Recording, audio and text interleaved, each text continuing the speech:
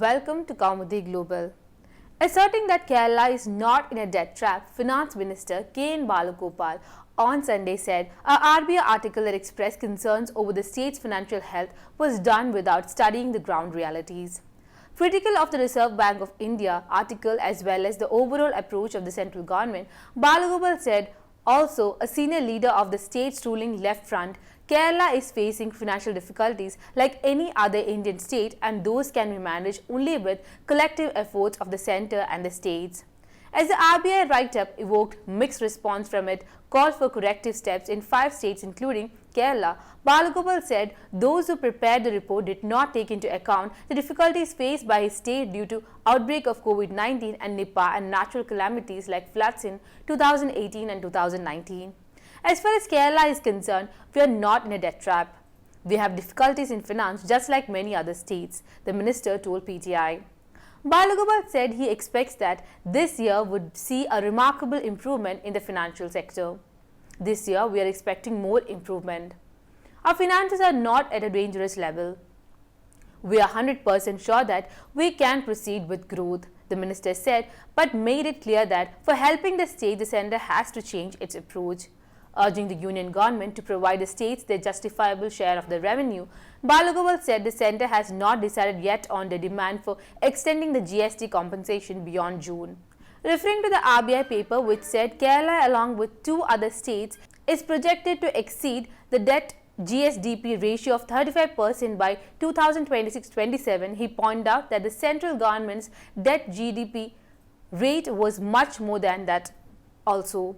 Noting that borrowing have never pushed the state into financial crisis, Balagopal said the state's borrowing rate was 3.4% last year despite the borrowing limit fixed by the central government, which was 3.5% of the gross state domestic product, whereas the centre's borrowing rate was 6.9% of the GDP last year, which according to him was much higher. Balagopal said curtailing the government expenditure for the sake of financial prudence will not help revive the economy. He alleged that instead of taxing the richest people, the central government was providing tax relief for big corporates, and such financial policies create big difficulties in the country's economy, and to repair that damage, it was forced to squeeze the employment opportunities for millions of youth and introduce a contract system for them in recruitment to the armed forces. Asked whether financial crisis was the reason for the change in policy in recruiting youngsters in central government jobs like the new Agnipath scheme of the armed forces, he said such financial policies of the centre have resulted in protests in the country.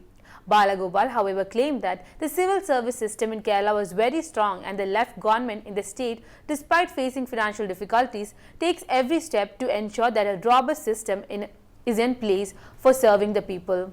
Seeking to counter the claim made in the RBI paper, the minister said the government could control inflation in the state through a strong public distribution system and effective government intervention in the public market. Citing the latest data, Mr. Gopal said the Consumer Price Index (CPI) declined from 5.1 in April to 4.82 in May, which according to him is remarkable as the national average of the CPI was 7.04. He said the RBI team failed to consider the financial situation of the state during the outbreak of COVID-19 and Nipah virus and 2 back-to-back floods of 2018 and 2019 while preparing the report. This is a COVID period financial situation. Actually, we spent a lot towards reconstruction, including 2 packages of rupees 20,000 crore each and rupees 5,800 crore package for the business pharma sector. All these expenses are there. And during the COVID-19 period, we were able to supply free food kits to every household. Such initiatives were undertaken at a time when there was a complete lockdown, due to which the entire market was affected. Even before the outbreak of COVID-19, we had to deal with issues arising out of natural calamities, and we spent a lot for reconstruction of the state, the minister added. Echoing the words of his predecessor and senior CPIM leader Thomas Isaac, the minister said providing a stimulus package to Kerala to invest in capital expenditure is the only way out to overcome the crisis. Talking to PTI earlier, Isaac had said the centre should provide a stimulus package to the state for capital expenditure so that income pickup can happen. Balagopal said the states would be able to tide over the stress through collective efforts by the centre and the state governments, and expressed hope that the union government would initiate steps for the same. The RBI article, prepared by a team of economists under the guidance of Deputy Governor Michelle Debabrata Patra, has said that state finances are vulnerable to a variety of unexpected shocks that might alter their fiscal outcomes, causing slippages relative to their budgets and expectations.